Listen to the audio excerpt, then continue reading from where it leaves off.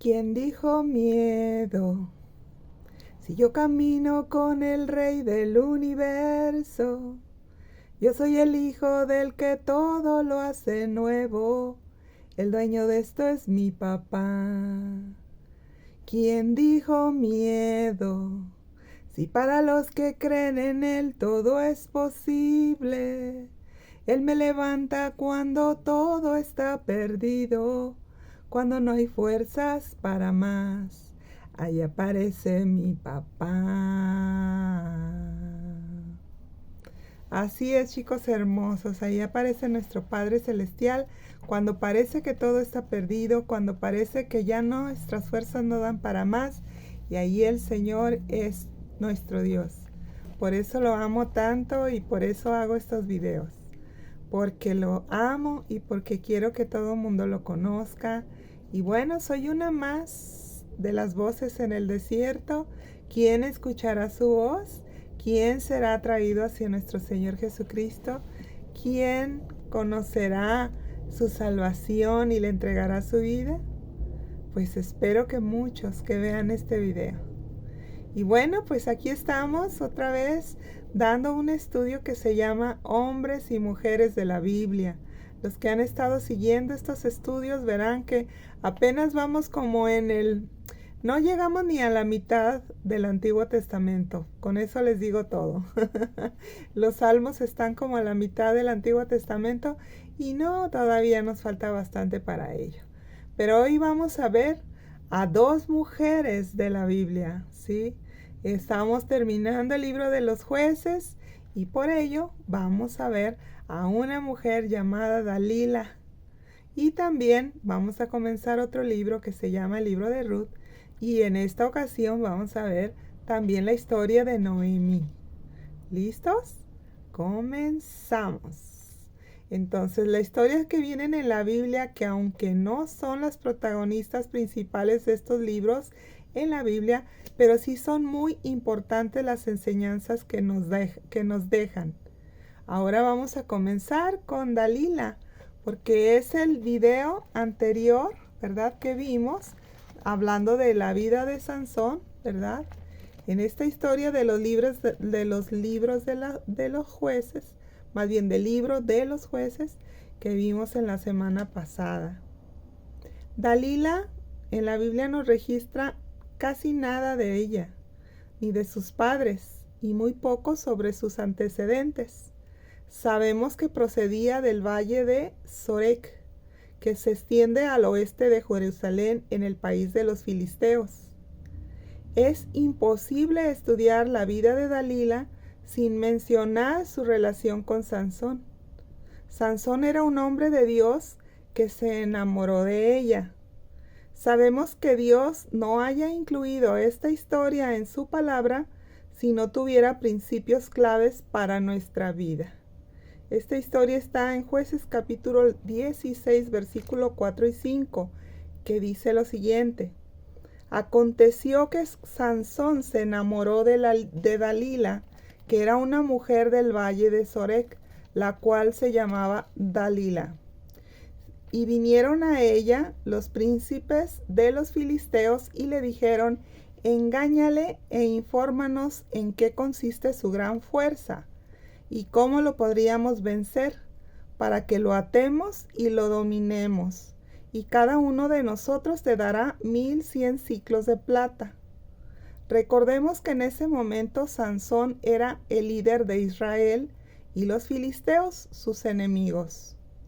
En lecciones anteriores aprendimos que Dios ordenaba que los hombres de Israel no se casaran con mujeres nativas de otros pueblos, porque los iban a desviar hacia hacerles infiel a Dios, porque eran personas muy idólatras. Pero Sansón ya había comenzado a ser rebelde. Primero fue rebelde a sus padres y después a Dios. La Biblia dice, ¿cómo dices que me amas y respetas cuando no amas y respetas a tus padres?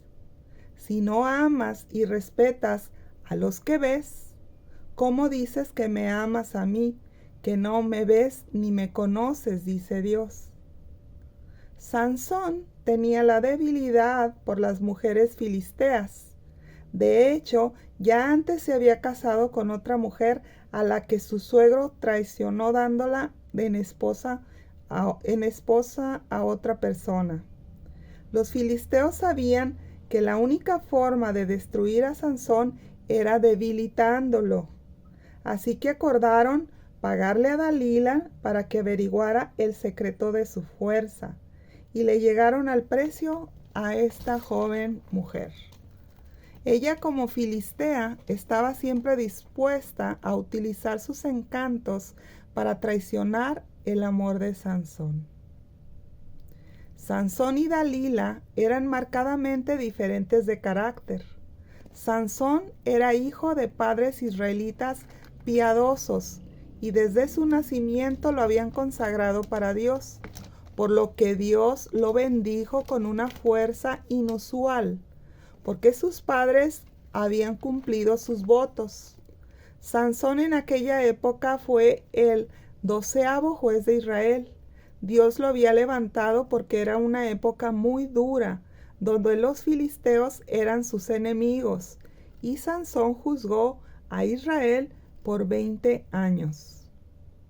Sansón fue un hombre muy bendecido por Dios en gran manera. Tenía bastante fuerza física, pero era normalmente débil. Ganó muchas batallas militares y luchó hasta con un león. Dice la Biblia que lo destrozó como un cabrito con sus propias manos. Pero no pudo controlar sus pasiones y deseos porque era moralmente débil, ni tampoco se resistió a los encantos de una mujer. Dalila era una mujer engañosa que capitalizaba su belleza, y en su relación con Sansón vemos que usaba sus encantos y su capacidad mental, su actitud dominante y su descaro, con un solo objetivo: el dinero. Dalila aceptó dinero de sus compatriotas filisteos para traicionar a su esposo Sansón.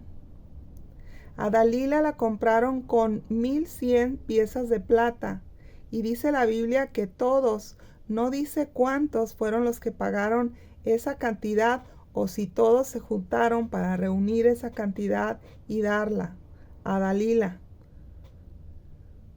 La tentación para ella, tristemente, fue muy grande, puesto que se dejó sobornar para engañar a su esposo.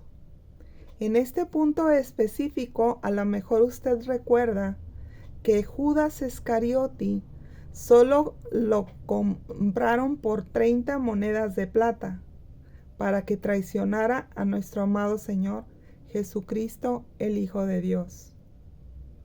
Pero el valor de la traición es lo mismo. Sea poco o sea mucho el precio pagado por la traición, hay gente que incluso lo hace gratis por el odio que siente hacia otras personas. La Biblia nos dice que antes de descubrir la verdad sobre la fuerza de Sansón, Dalila fracasó en sus intentos 3 veces, porque Sansón, cada vez que ella le preguntaba, él le mentía. Pero ella perseveró en sus ruegos hasta que Sansón le reveló su secreto. Aquí vemos a una Dalila actuando con todo su encanto engañoso para poder hacer que su esposo le contara cuál era su secreto de su fuerza, ¿sí? Estaba tratando de persuadir a este hombre consagrado para Dios para que le revelara su corazón. Esto está en Jueces capítulo 16,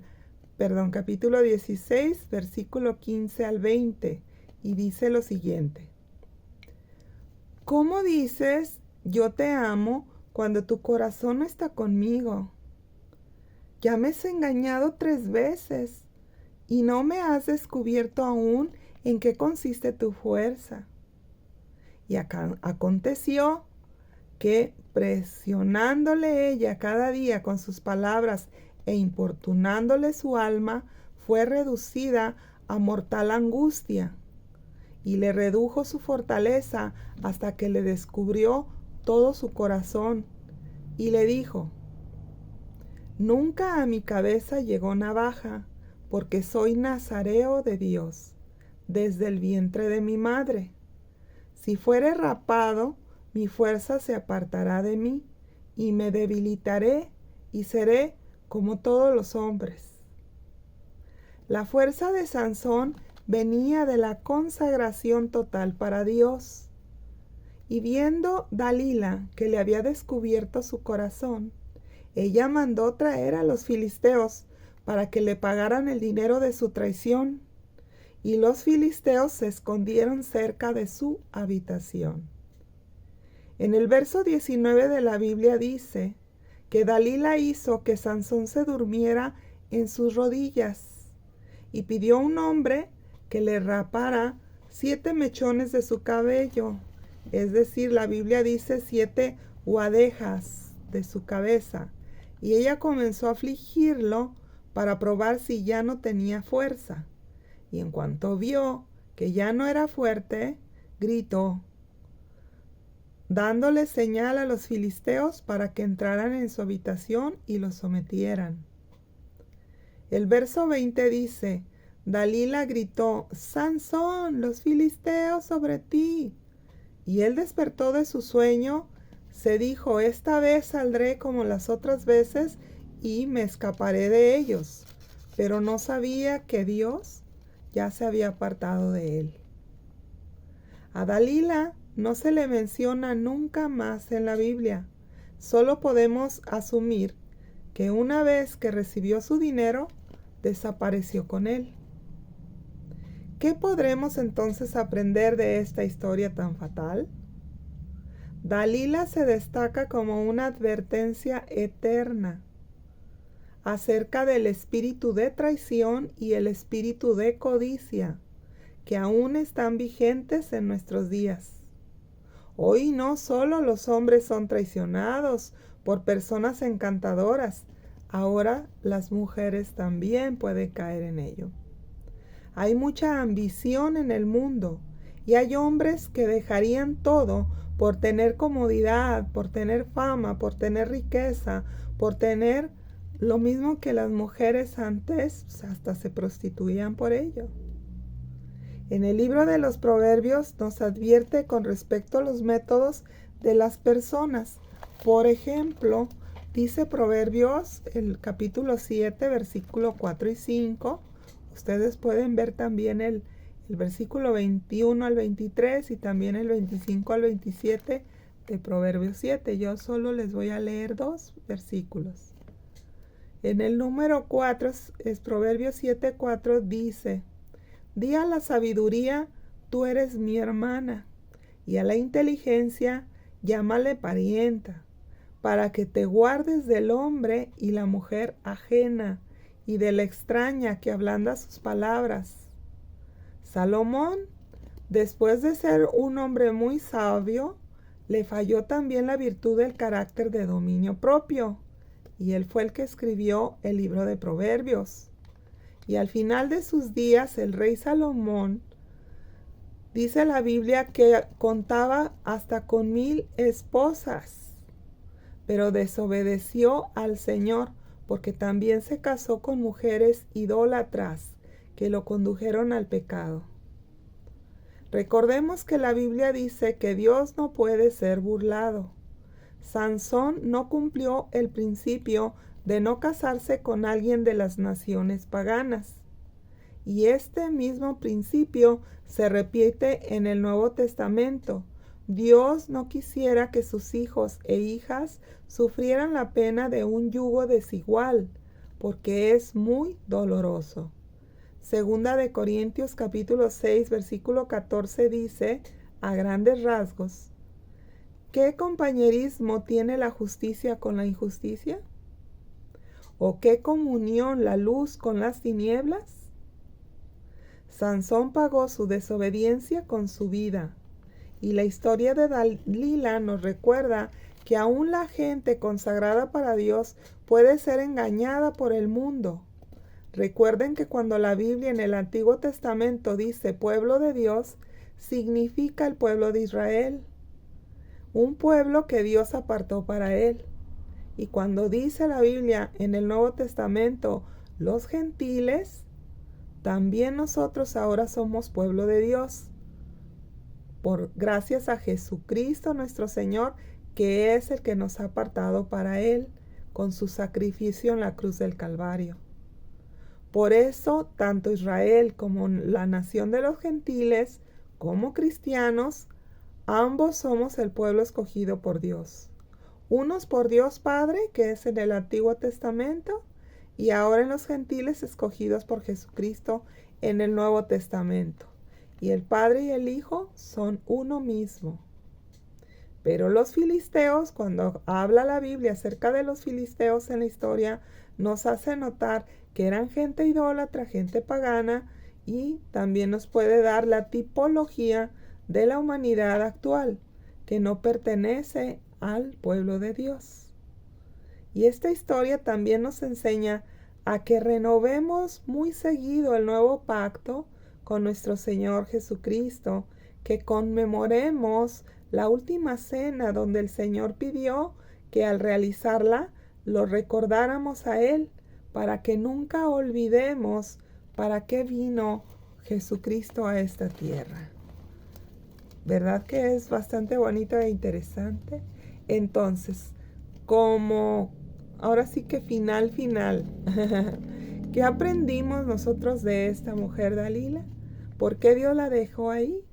Pues la aprendimos para tener cuidado con esas personas que se dicen, ahora sí que tienen mucha labia, como dicen en el mundo, mucha palabrería, mucha salamería, ¿verdad? Para poder embaucar a las personas y que puedan caer en sus encantos, en sus redes. Que tengamos cuidado de ese espíritu de codicia, ese espíritu de traición. Eso es lo que nos enseña la vida de Dalila. Y qué triste, ¿verdad? Que una personita aparezca en la palabra de Dios, pero para darnos un ejemplo nocivo, un ejemplo que tengamos cuidado de ello. Y bueno, para eso está la Biblia, para enseñarnos. Ahora vamos a cambiar completamente, nos vamos al otro extremo. Ahora vamos a ver la vida de una mujer muy amada que se llama Noemí. Esta historia de Noemí está catalogada por la Biblia como una suegra sabia. ¿Quién le gustaría ser una suegra sabia? Noemí fue una mujer que vivió hace más de 1000 años antes de Jesucristo. Al final de la época de los jueces, Dios envió juicio de hambre sobre Israel debido a la desobediencia y la idolatría de la nación. El esposo de Noemí se llamaba Elimelec, y él, al ver que su pueblo escaseaba en alimento, decidió emigrar a otro país, al territorio de Moab, un país pagano. Elimelec se llevó a toda su familia a Moab. Este lugar tenía muchos dioses, pero no adoraban a Jehová, el único Dios verdadero, ni lo conocían.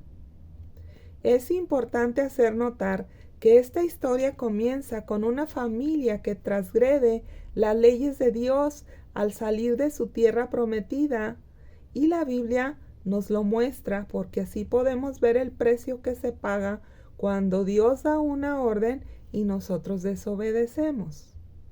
Pero también vemos la encantadora e inigualable gracia de Dios al restaurar las familias. La historia de Noemí está en el libro de Ruth, en el Antiguo Testamento.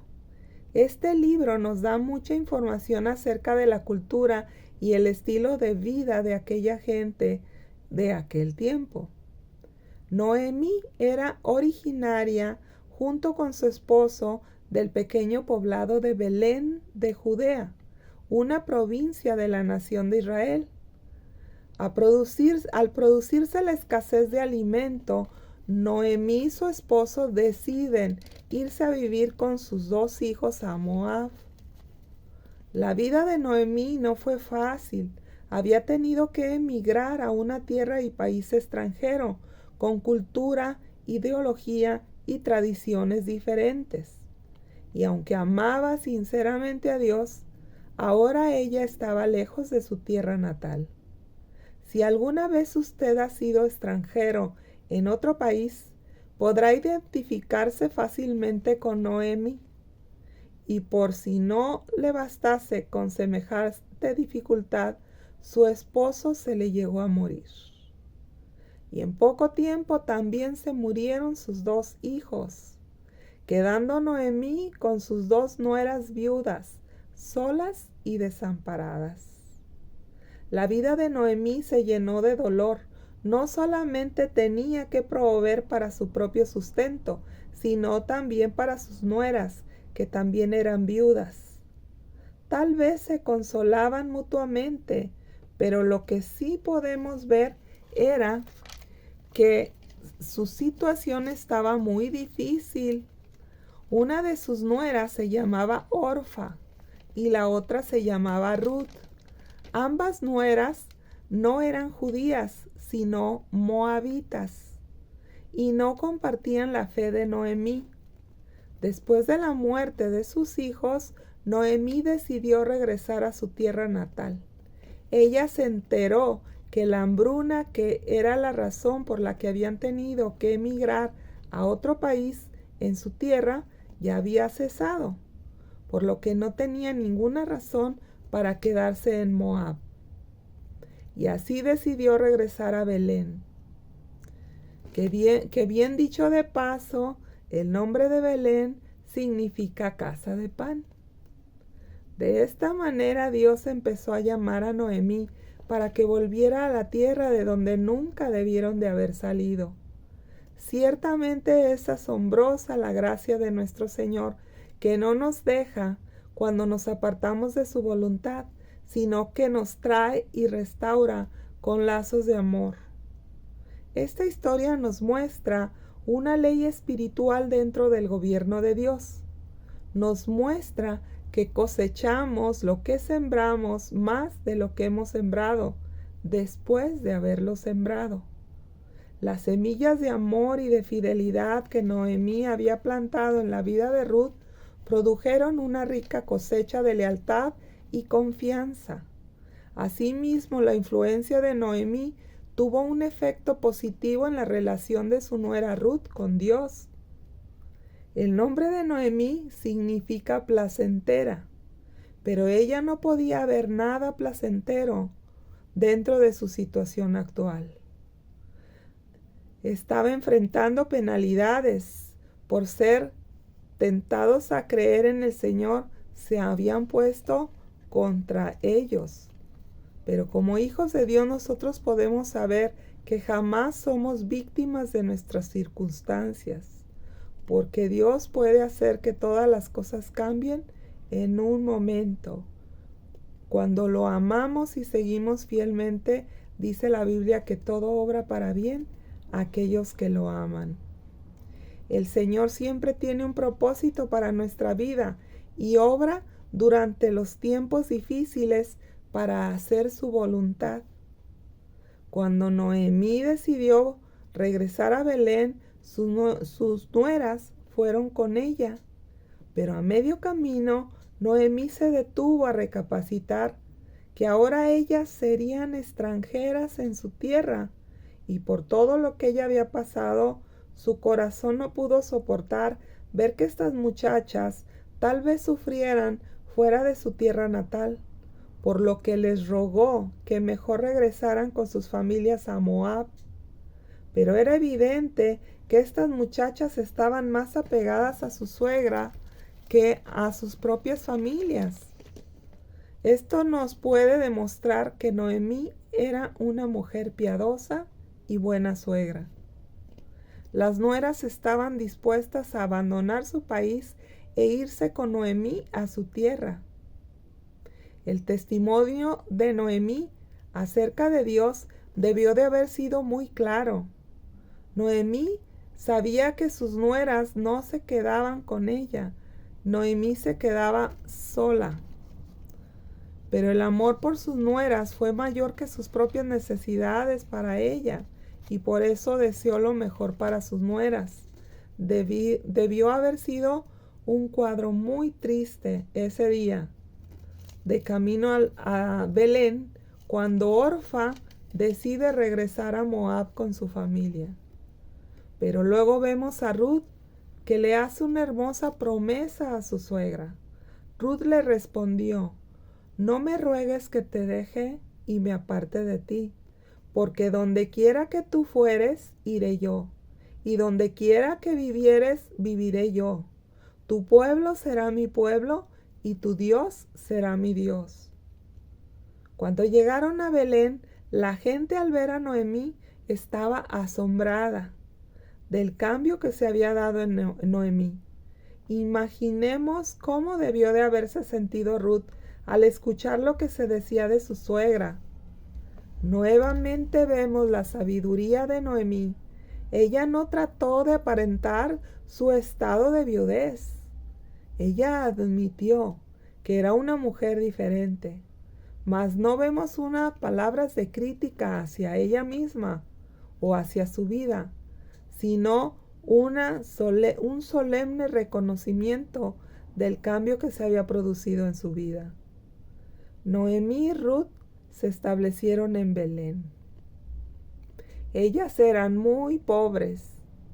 Ruth, por ser la más joven, se fue a trabajar al campo, y Noemí siempre le daba sabios consejos, porque Noemí sabía, ella conocía su cultura y tradiciones, y Ruth era muy obediente a su suegra. Gracias a la hermosa relación que existía entre Ruth y Noemí, es que Noemí pudo guiar a su nuera para obtener un buen esposo, adecuado y de acuerdo a la ley judía de aquellos tiempos. Este esposo se llamaba Boz. Era de la familia del esposo de Noemí, así que podía cumplir con la obligación familiar para con Ruth. Según la ley judía, un hombre podía casarse con la viuda de su hermano, si ésta no tenía hijos. De esta manera la esposa tendría un heredero para la familia. Pues Ruth y Boz se casaron y tuvieron un hijo que le llamaron Obed, quien a su vez tuvo otro hijo que se llamó Isaí. Isaí fue el papá del rey David. Por eso vemos el nombre de Ruth en el Evangelio de Mateo, porque Ruth no solo fue del linaje del rey David, sino que mejor aún, fue del linaje directo de nuestro Señor Jesucristo. Noemí constituye una hermosísima historia como ejemplo a las mujeres de hoy. Fue una suegra amorosa y sabia que cuidó a sus nueras, y por su historia podemos asegurar que también cuidó amorosamente a su nietecito, enseñándole las verdades acerca de Dios, que habían sido tan bueno con ella. Al ver su vida en ruinas, Noemí pudo haberse hundido en la tristeza de su terreno baldío, pero ella se aferró a las raíces de esperanza y dijo: aunque mis hijos y mi esposo ya no estén aquí, puedo haber pasado quizás, puedo recoger algún fruto en mi vida. Y Dios no la había abandonado. Y ella a su tiempo recogió una gran cosecha, tan abundante como nunca se había imaginado. Noemí puso su fe en el Señor y el Señor proveyó para ella. Siempre recuerde que en cualquier situación que se encuentre, el Señor está con usted y que puede sostenerle. Aunque no haya fruto ahora, las semillas de amor que usted haya sembrado en la fidelidad a Dios y que ha esparcido por donde usted ha pasado en su vida, algún día producirá una abundante cosecha. Perseverará como Noemí y seguirá sembrando en medio del sufrimiento. ¿Qué relación tiene usted con su suegra? la relación que tuvo Ruth con Noemi.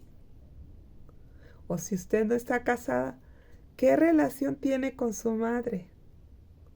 ¿Demuestra usted un testimonio vivo de su fe personal en Jesucristo, el Hijo de Dios, como su Salvador? Si no sentimos amor por nuestros semejantes, siempre puede usted pedir a Dios que restaure su corazón, que sane sus relaciones y sobre todo las relaciones familiares. Primera de Juan capítulo 4 versículos 7 y 8 dice: Amados, amémonos unos a otros, porque el amor es de Dios. Todo aquel que ama es nacido de Dios y conoce a Dios. El que no ama no ha conocido a Dios, porque Dios es amor. Oremos. Padre, tú nos has mostrado ampliamente tu amor por nosotros, en que siendo aún pecadores, Cristo murió por nosotros. Ayúdanos a ver nuestros semejantes como tú nos ves, y así sea glorificado tu nombre en nosotros, en el nombre de Jesús. Amén. Bueno, chicos, espero que estas historias les hayan dejado reflexiones favorables a su vida y que podamos seguir adelante tratando de tener una vida que glorifique a Dios. Y bueno, también no me puedo despedir sin antes decirle a las personas que si es primera vez que ven un video como este, que estos videos yo los hago para presentar el Evangelio de Cristo, para que las personas entreguen su vida y su corazón a Jesucristo nuestro Señor, para que Él los salve, ¿sí? Entonces, si en este momento usted siente en su corazón el querer entregarle la vida a Jesús, no cierre su corazón, al contrario, lo felicito. Y para ello, hagamos esta corta oración. Repita después de mí esto que vamos a decir. Diga: Señor, en este momento te abro mi corazón para que tú entres.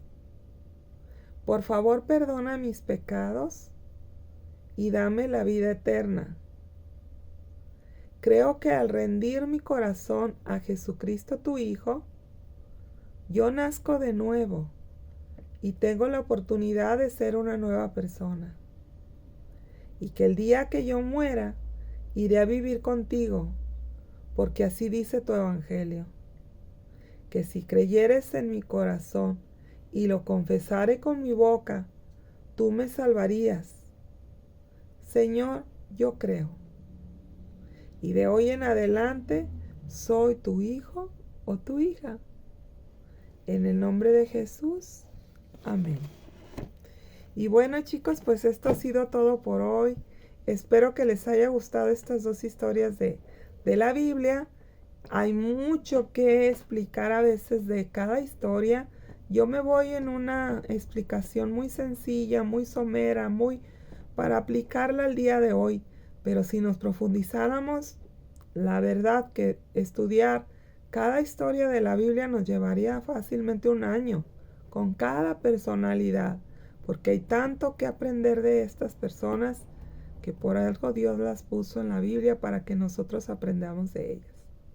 Y bueno, chicos, que Dios los bendiga, que tengan una excelente semana y si Dios quiere, los veo después. Hasta pronto.